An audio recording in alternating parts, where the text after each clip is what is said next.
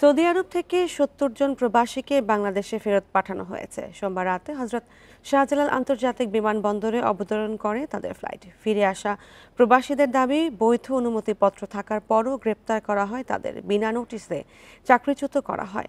Bundle থাকলে প্রতি সেনমানিতে টাকা বাঁচবে। বিকাশ সেনমানি বান্ডেল কিনে জিতুন প্রতি লেনদেনে। আইনিভাবে সহায়তা না করে তাড়াহুড়ো করে দেশে পাঠানোর রিয়াদে বাংলাদেশের দূতাবাসের ভূমিকা নিয়ে প্রশ্ন তোলেন তারা। দেশে ফেরার পর ভবিষ্যৎ নিয়ে উদ্বেগে এসব প্রবাসী। চলতি বছরের শুরু থেকে বিভিন্ন আইন লঙ্ঘনের অভিযোগে প্রতি সপ্তাহেই সৌদি আরবে গ্রেপ্তার হচ্ছেন প্রবাসীরা, যাদের মধ্যে অনেককেই ফেরত পাঠানো হচ্ছে নিজ নিজ দেশে। এতগুলা টাকা দিয়ে গেলাম, আমাদের কোনো লাভ নাই। আমাদের যা হইছে পরিশ্রম করে গেছি ভাই। ওইখানেও লাঞ্ছিত, ওইখানেও লাঞ্ছিত।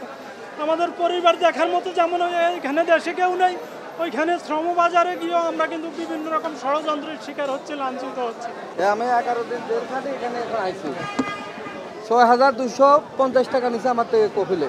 বাংলাদেশ রাষ্ট্রদূতের কাছে 4বার ফোন করি আমি, উনি কোনো কথাই বলে না।